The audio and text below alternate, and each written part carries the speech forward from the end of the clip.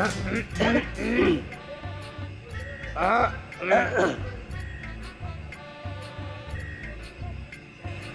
এত বড় সাহস, আপনারা আমাদের বাসায় এসে আমাদের সাথে ইফটিজিং করতেছেন।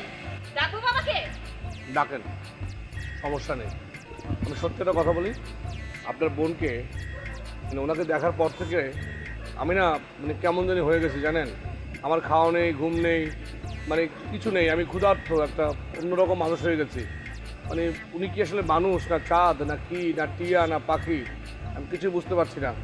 দেখেন আপনার এই বোনকে দেখার পর থেকে না আমি না অন্যরকম হয়ে গেছি। আমার খাওয়া নাই, রাত্রেবেলা ঘুমাতে পারবো কিনা আমি জানি না। মানে মনে হয় আমি চাঁদ দেখতেছি নাকি টিয়া না পাখি কি দেখতেছি জানি না। মানে ওনাকে ছাড়া আসলে আমার জীবনটা কেমন জানি হয়ে যাবে আমি ঠিক বুঝতে পারছি না। আমি বেঁচে থাকবো না মরে যাবো তাও জানি না। এখন যদি ওনার জন্য মরে যাই তাহলে যেতে পারি। ডাকেন আপনার আব্বা, আমার সমস্যা নেই।